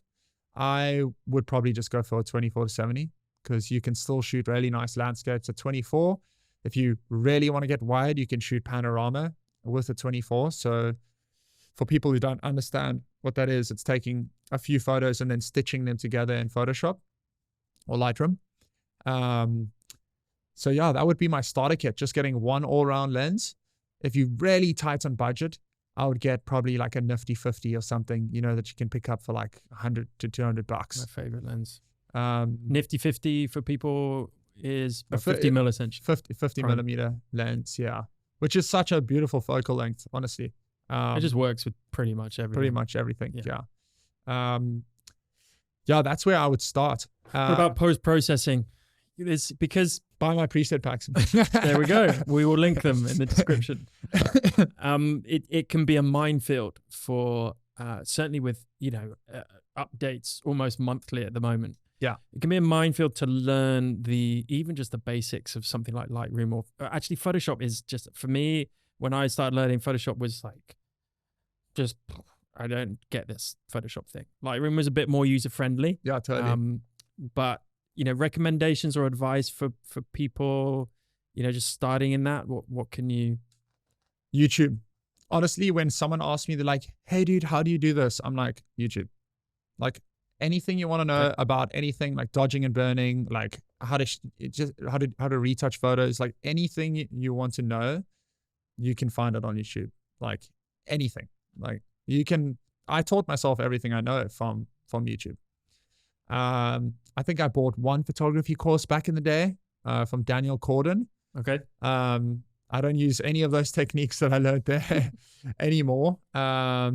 Besides maybe a little bit of dodging and burning. But yeah, honestly, like if you just had, like I get so many questions from people that they could easily just find on YouTube if they just went and typed it in, I guess now like even ChatGPT is a great tool for people who want to understand something or get a breakdown of the exposure triangle, or how to expose images properly, or how to underexpose images so you retain all your information in the highlights. Like, yeah, there's just so much you can learn through YouTube and the other tools that we have available right now. Speaking of AI, what do you see the effect of AI having on photography and videography space? I mean, specifically photography, I think it's going to affect more or more quickly. Is that something you get concerned about? No, not actually. I don't get concerned about it because like AI can't tell a story, and AI also can't go and experience that place in person and capture those images. And for me, that's something that AI will never be able to do, because I mean, maybe if there's a fucking AI robot that can actually go into Old Delhi and go shoot portraits, but I think we're far out from that. But yeah, just the fact that like AI will never have the same approach as a human in terms of like how we see things and capture things, and us being storytellers with as photographers and filmmakers. I think us being still being able to tell those stories is what separates us from AI. I mean, does it ever come up in conversation with clients and brands? Have they mentioned it? Do they talk about that kind of thing? No, I haven't. I think we're still a ways out. I feel like it could, no one knows how fast things can develop, and things are developing really quickly, which can be daunting for people. My sort of approach to AI is like, I feel like there's so many positives to it. It's a double-edged sword, right? So it's like, there's so many positives, but so many negatives at the same time, where people could start relying on it too much that they stop using their sort of creative muscles, and just become so codependent on this thing that they just use it for everything. You know, I use it for a lot, but I'm still cognitive of the fact that like I still want to be able to like exercise my creative mind. Yeah. And I feel like that could lead to a problem where people are just too codependent on it that they're unable to just create for themselves anymore, and they just turn to it all the time. And in terms of like, I mean, obviously on Instagram now you're seeing a ton more AI because of Midjourney and how that's developed. And some of the images that are coming out of there are like crazy, you know? I've even been using AI to build pitch decks because I'm like, I have an idea for an image that I want to capture, or frame from a film that I want to, shoot. And I'll use AI to create the artwork in the pitch deck, or for the pitch deck. So, yeah, it's obviously a concern where we see AI being posted so often, and it's looking so like it's just becoming so real. You can obviously still tell a trained photographer or trained eye can still tell the difference. I can tell any time at the moment. At the moment, yeah. But it does sort of like beg the question of how quickly is this going to develop, and how far is it going to go? Because if you look at the sort of timeline of when Midjourney came out and the images that it was creating versus now, that gap is significant, you know. And also, you know, I'm not personally concerned about it because it sort of goes back to that whole story thing. And I feel like there's always going to be a place for humans to tell stories, and we use the tools that we, you know, will have or have at the moment to tell those stories. But there have been a few companies that I've seen using AI to create like ad campaigns. I think Adidas might have been one of them. I might be wrong. And they got an entire fashion campaign. They created an entire fashion campaign with Midjourney, and used it, you know. So, you know, prior to Midjourney, a photographer would have created that campaign. So I can definitely see a few jobs being filled by AI, which can be a cause for concern for sure. Definitely. I mean, the fashion and the advertisement photography niche is one of the first ones to go. I would say so, yeah. But I mean, it begs the question, okay, you know, what are the images used for? Let's take your favorite image. We'll pick that out. If that's to be used by a tourism agency, right, then Midjourney could recreate that easily. Yeah. It could do it easily now. Whether it would be as good, I mean, you'd probably have to have a few stabs at it. My point is, at some point, whether it's in the next 3 months, 3 years, or 5 years, I mean, it's not going to be longer than that. Midjourney is going to be able to just fucking nail that, and if not, do a better job. You know, so what we don't have the answers yet for are, you know, the authenticity of those photos, and if that's going to be something that people using those images care about. Yeah. So if they're to put an artificial intelligence photo on there that looks the same as a photographer's, or, you know, or better in their opinion, then are they going to be morally or ethically challenged to post that and say that this is the place? Or are they going to have to require it to be authenticated as real, right? And I think that's such a big thing that I don't see happening yet, but it needs to happen, is where images get authenticated as real or AI. And then we all know where we stand. Yeah. It's a level playing field, right? If brands want to use AI, that's fine, but it will have to say AI image. Yeah. And then it's up to the viewer to discern whether, okay, I want to see a real image. I want to hear about a real story. Yeah. But aesthetically, yeah, and this is where NFTs come in, with on-chain provenance, because that's going to be the best way for companies to be like, oh, they can see on-chain that this image was created by a person, because it's linked to their wallet address, and that photographer, you know, like eventually we're going to have full profiles that like our whole gallery would be authenticated, like with on-chain provenance through the utilization of NFTs. And I think that's probably one of the biggest use cases that I see for NFTs in the future, is authenticating on-chain. Yeah. Because like what I can't remember the saying now, but it's like something like on-chain doesn't lie, you know. It's on-chain, like you can see exactly where it's from, who it's from, and 100% if transparent. it's real. Would you advise beginner photographers to still pursue photography at present day? Yeah, totally. Yeah, because I think of everything I've mentioned. You know, the connections you build, the people you meet, the experiences you have. But if the chances of making money, making a career out of it, are slimmer because of AI, and we have to be honest with ourselves, like there are parts of the photography industry that are going to completely be eviscerated because of AI, then your chances of succeeding, plus the added saturation of the space in general, plus more challenges on social media and the saturation of that as a tool to grow. I'm not a pessimist, but I'm kind of a moderate, I guess, somewhere in the middle. Yeah. You know, I'd have to look very deeply within myself to say to a beginner, like, you know, this is the fucking shit. You got to go after it. Yeah. Yeah, it's a tough one because we don't really know how fast this tech's going to develop over the next year. It's been like the AI growth since everyone was like, oh, by the way, we have AI tech. Like that, since that came out, it's been like a run to the bank, right? There's been just, I mean, every day there's hundreds of companies that are being launched and so many tech startups that like everyone is just, it's like the AI bull run, you know? And the exponential growth that we will see and are seeing right now is pretty crazy. Because the smarter AI gets, the smarter AI can get.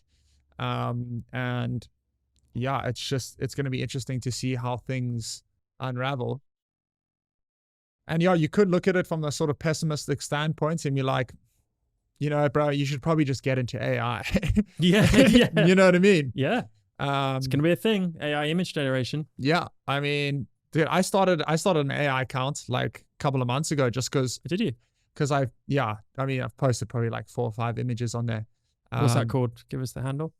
It's called Wave Function. So, not duality. What was it? Dual colors. Yeah, what was it called? Dualitones. Dualitones. Yeah. You're never going to let that one go. No. Yeah, Wave. It's called Wave Function. And there's probably about 5 AI images on there. Super abstract because I actually really like abstract art. Me too. And yeah, it's if you want to search it up, it's WVFNTCN. So like without without the vowels. Yeah. And I'll probably end up posting some AI. I'm super interested in art, and I think you can get some incredible outputs from this software. And it's fun. It's just fun to like put a crazy thing in. Like if you look on that account, I was typing in like old Stoic Egyptian pyramid sculpture covered in like white paint and gold like glitter, and it just created the most insane images I've ever seen. I'm like, what the fuck? Like this is sick, you know? Like it's a split. It's bittersweet because I don't play around with it as much anymore just because I have other priorities, but I love Midjourney and just this new. Suddenly we've got this new tool at our disposal for people who want to enjoy creating images, usually with a camera. Yeah. But yeah, the quality of this, you know, it's just insane. I you know, to be able to type stuff in and have that as a technique in itself, learn how to prompt and to put the right things in. But yeah, it is amazing how much you can get out of it. Exactly. But the reason I say it's bittersweet is because you get something back relatively immediately within, you know, however many seconds, get the first that instant gratification. And you go, wow, that's amazing. But then you go, that's a bit easy. Yeah. You know, it's like it takes the whole process and the craft and the fucking mistakes and the learning lessons and it just kind of just pushes all that aside. Exactly. There is a beauty in that. And you go back to stories, human experiences, emotions, learning lessons, skill, education, perceptions, community, meeting people, getting inspired, all of that out the window. Yeah. And immediately you just have this instant, again, we have all this instant gratification, like give me, feed me. Instant. And so you get something back, go, wow, that's amazing. You go, what's my next prompt? What next? Or that was, okay, that's done. What's next? Yeah. Because I mean, think about it this way. Sit an AI artist down in this chair and ask them what the story is about their favorite image. I mean, that story probably won't involve frostbite and minus 25 degrees on a remote island off the west coast of Greenland. Yeah. And that's a good way to look at it. You know, like there's so much that goes into, like, some people spend 10 years trying to get one photo, you know, like there's so much that goes into, that people don't understand, that goes into getting these photos and creating these videos, and like the travel and like the pain that you have to go through, and like, yeah, there's just all of that that is behind the images that we create that just wouldn't be behind any AI image. And I think that will always remain. I just believe it will be a small, more like a cottage industry, like film photography, where it's still around, will always be around, because it's just a different art form, and people will always love it. Humans will always love that. Yeah. It's just not a huge sector of the photography industry. It's a part of it and a perennial part of it, but it's just not a dominant force. It's still there, and I believe anyway, digital photography will always be around and the best will always rise to the top if you're good at what you do. So going back to my question about how you would advise beginners, like I definitely agree with you, and it comes back to, and you mentioned it a few times, like do you love it? Yeah. It's like anything in life, like follow what you love. Exactly. And if you love that, and you know, maybe you have a steeper hill to climb when it comes to making a career or success, however you would define that, or financial success, then if that's not a huge upsetting point for you, then focus on the process. The process is way more important than the goal, right? And so if people can at least remember that, and if they're starting to go, I fucking love photography, but I'm concerned about where it might take me, well, fucking do it. Yeah.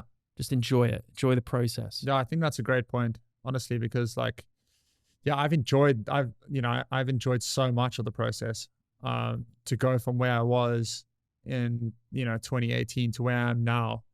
And like wouldn't trade it for anything. It's just been like such an incredible journey. And I would recommend anyone to take that journey, even if finances aren't sort of on the cards right now, or could potentially be a struggle in the future. How do you get jobs? How do I get jobs? That's a good point. They just come to me.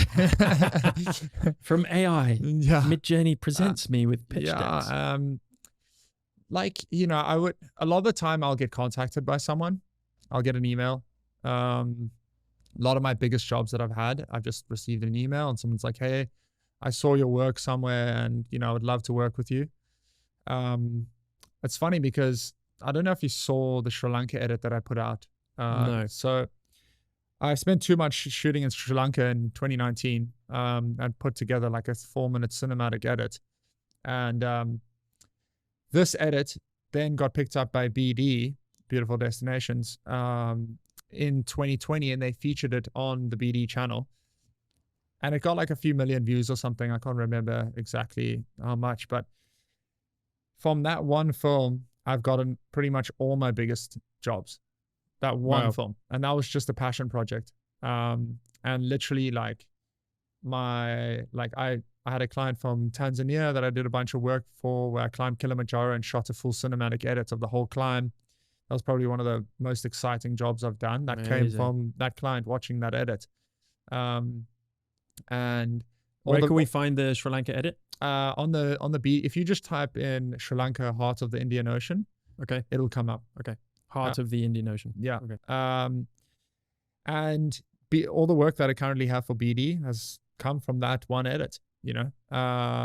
So yeah, all my biggest jobs have essentially come from that one edit, and that's why like I think passion projects are so important, because yes, you're just doing it for yourself at the time, but the fucking tidal wave of work that could come from just one special film is like, yeah, it's crazy, and it has been for me. So yeah, I would recommend, like, if someone has a good idea and they want to shoot something, like, go and do it, put your heart into it. And this comes back to actually what you were talking about earlier, which I completely 100% agree with. And yeah, practice is a cliche, but it's fucking true. And the term practice doesn't mean you're sitting in a room learning how to use a camera. It's just getting out there, shooting, editing, shooting, editing, shooting, editing, shooting, editing. So and you can apply that to all of the kind of the outputs that you want to utilize for your images or for your videos. Instagram's same thing. It's like, if you want to grow on Instagram, go and spend a year getting fucking sick content, or spend 9 months practicing until you got to a point where you can go and do 3 months of amazing content. You have this bank that you can just leverage. We were talking about our friend Chris, who's amazing. And I for me, as part of his audience, wants to see all of his stuff, right? Yeah. But he's harnessed his craft so well that he's just surfing the wave of one piece of content. Yeah. Because it's so good. Yeah. And he spent so long getting to that point where and it sounds like you were in a similar fashion, just more of a kind of a business benefit from it. And that's really what it all stems from. All of this stems from, yeah, it's a passion product, but you only felt you could do that passion product because of the years of just grind that you put into learning about all this, trying, testing, finding a style, seeing what people like, doing this, doing that, doing this trip after the next trip after the next trip. Yeah. So I from what you're saying and has been saying over the last few hours, that really strikes gold with me. Is, I talk about practice a lot, but really, I mean, just go and do. Just go and do it. Yeah. Experience. Yeah. Honestly, like just getting that experience will just give you so much.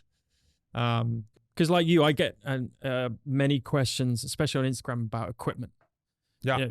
For this shot, what camera did you use? It's not the question you should be asking. I mean, obviously it is a question you should be asking, but it's not the most important question you should be asking. It's like, and I'll answer it, of course. Like I love all those questions, but the question you should be answering is, what was the process behind this? How did you go and do it? What did you need to know to do it? What were you thinking when you would, is this part of a bigger series, or what's the idea? What was the inspiration? And tell me about the journey. What was the 2 weeks leading up to this one shot about? How did you get the person come? All of that stuff, right, is how you really learn. And then you can take it into the field and go, okay, I can do it. Yeah. No matter what fucking camera you have. Obviously, if you have a better camera, you're likely of getting a better shot is higher. Like a Hasselblad maybe or something. Yeah, I just hide behind the quality of a medium format camera. I'm going to finish with a couple of questions. I know I've taken way too much of your time, but it's just been fascinating conversation. One thing I saw in my research for you, I mean, I've been following you for a while, but just diving a little bit deeper as much as I could before jumping on a chat with you. One kind of line that I spotted that I think you had on your website was the reason you do what you do, but to create a positive change in the world. Can you elaborate a little bit more on kind of what you do and how you do that in terms of your definition of a positive change? Yeah, it's a great question. And I feel like I'm still working towards that, actually. Because the way that I envision making a positive change is, number one, even just affecting like the mentality of one person and like one person's outlook. So if I post a photo and one person is inspired to go to Sri Lanka and go on that trip, to me, that's a positive change. So, but that sort of stems to various different things. And it's also evolved over the years in terms of like the change that I want to see. But for me, sort of moving forward on the positive change that I would like to make with my work, it's basically just helping people that are not fortunate enough to be in a position that I'm in. And whether that's like through inspiring people or photography tutorials or just simply helping a person if they reach out with a question. To me, that's somewhat of a positive change. And then in terms of more of a macro scale, because there's sort of different levels to this, the way that I've sort of been envisioning myself move in the future with my career is like, if I can get let's say I find an investor to create a film, whether it's a tourism brand or some company that wants to utilize their capital to make somewhat of a positive change, whether it's big or small, would be like, for an example, right? Let's say there's a village somewhere in Zimbabwe and they're struggling with clean water because they're not getting enough rain. Like, of course, this is just hypothetical, right? But this is the sort of direction that I would like to move once I'm sort of like in that position, and I feel like I'm sort of on the cusp, or I'm getting to that point, especially working with companies like This World.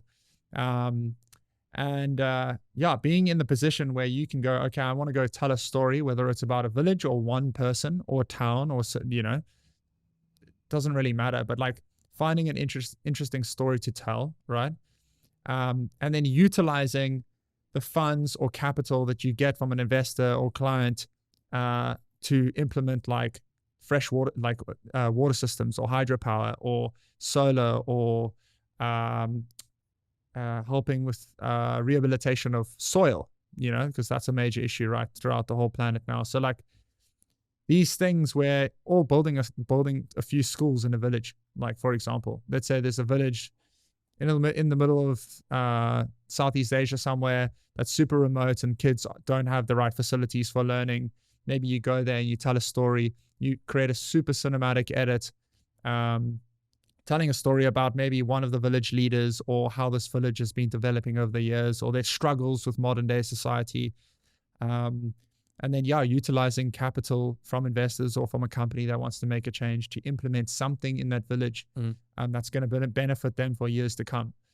And that for me is like the direction that I would like to move in terms of like making a positive change.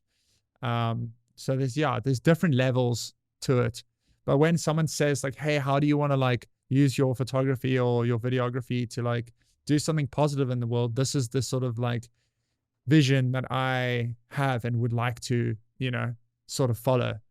Of course, it's not that easy because not every company is like, hey, here's 30 grand to go do this. And it's going to cost an extra 20 to build like fresh water systems into this village. So it's a little bit difficult to sort of get people on board with those sort of projects. But I feel like, there is so much potential for that. And there is so much potential for utilizing our reach through social media and the tools that we have to document and capture things, whether it's through videography or photography, to really make a change, and not make a change in the fact that it's going to affect the whole globe. But even if you just make the change and improve, the lives of 30 people in a small village in Sumbawa or anywhere, I feel like that's still making a massive change. Absolutely. And that's sort of the vision that I have in terms of where I would like to go, and sort of what I'm working towards. Can you incorporate part of your fee as, transparently to whichever brand you're working with?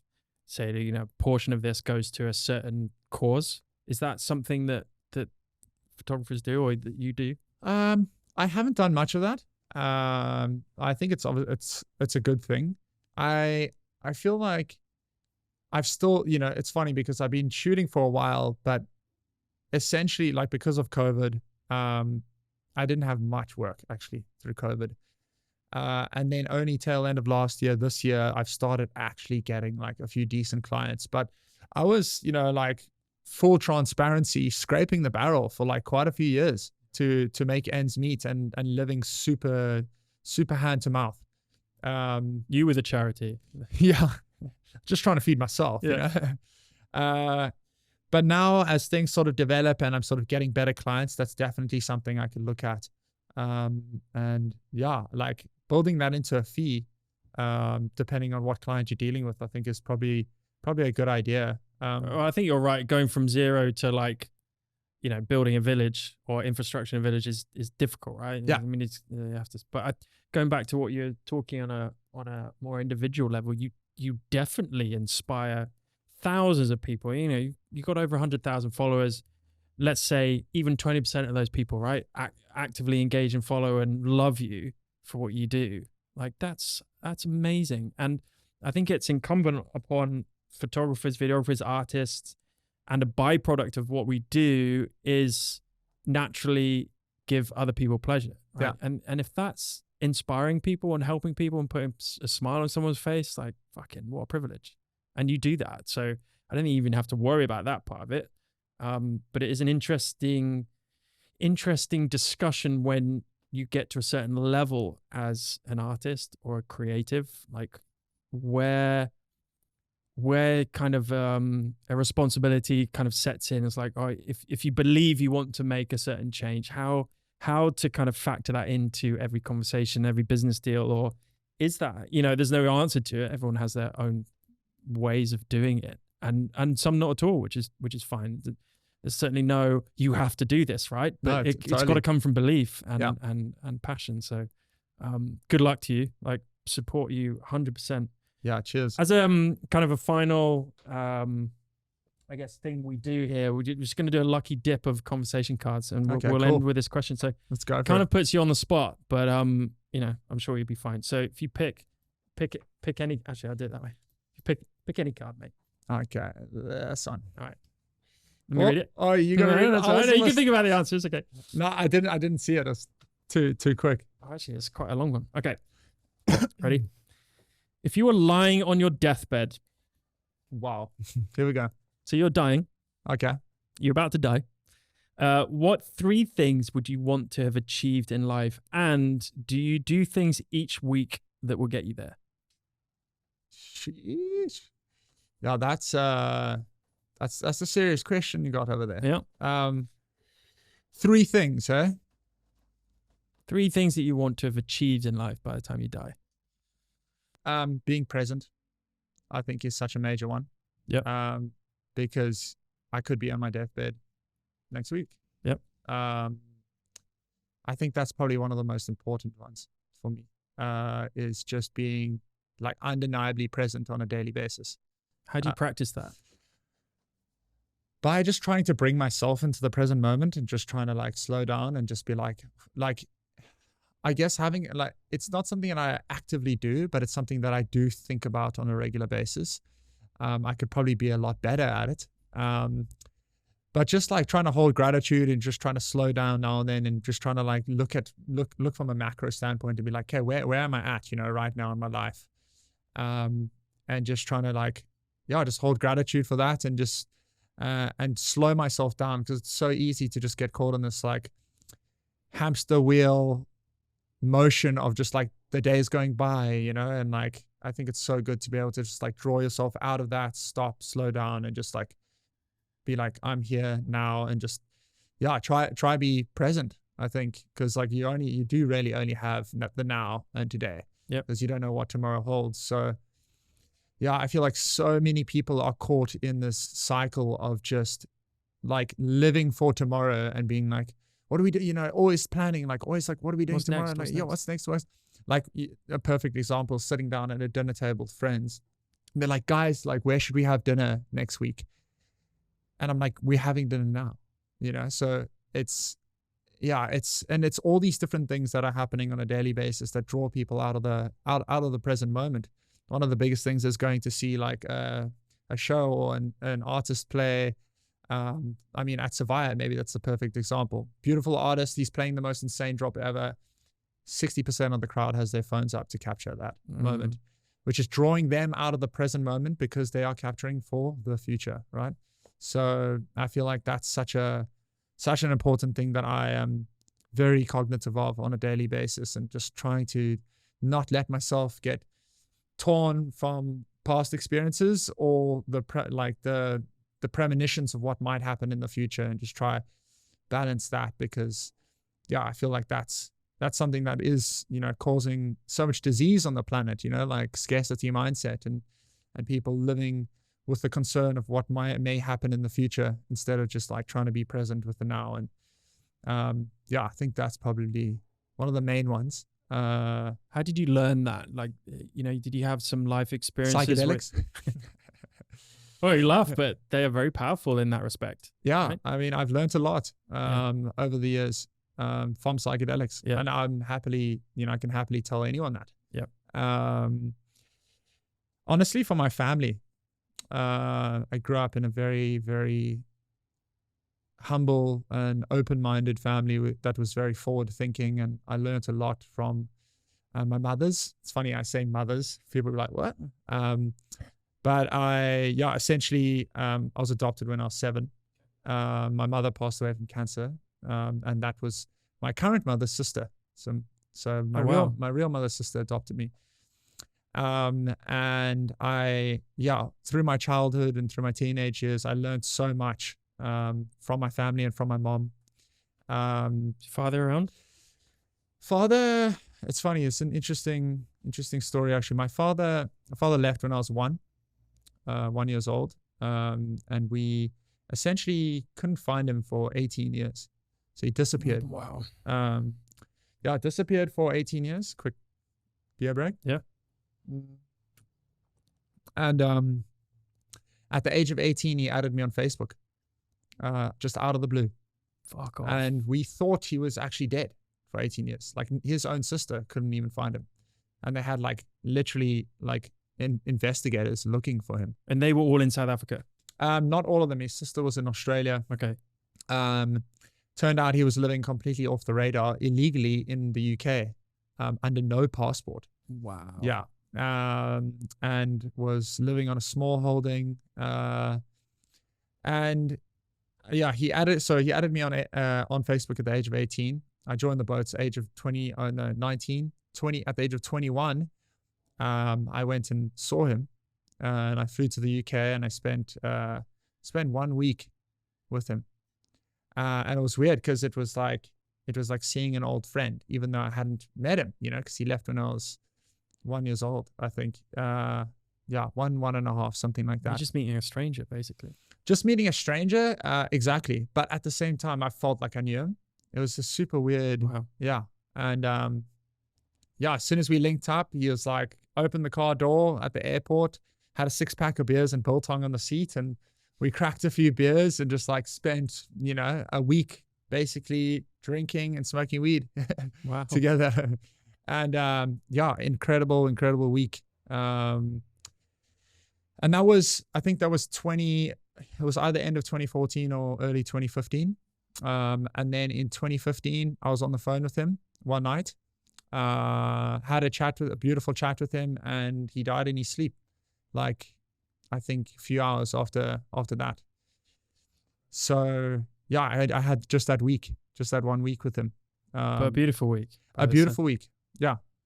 Incredible week. So yeah, that sort of goes back to, how I've sort of learned a lot of what my sort of ideologies and my beliefs over the years, and why I guess I also try to be absolutely present, because I've lost, not just my mother and my father, but quite a few, prolific people in my life over the years. And that's just really taught me how valuable and delicate and fragile our lives are on this planet, and how we are just here for a very brief moment in time. And that's, why I practice to sort of be as present as possible on a daily basis, because it's so delicate, and that taught me a lot. And that taught me how to, it not even taught, it forced me to sort of practice being present, and just, sort of brought me to the moment or turned me into the person I am now, essentially. Yeah.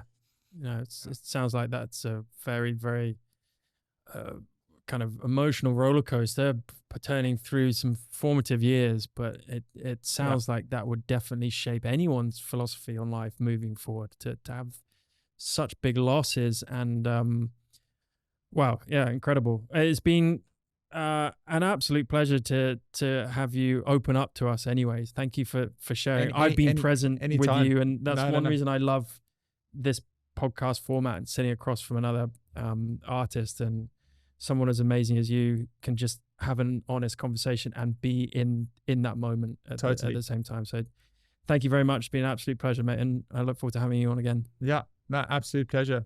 So good hanging out and chatting, and definitely keen for the next one. Absolutely. For sure. Till next time.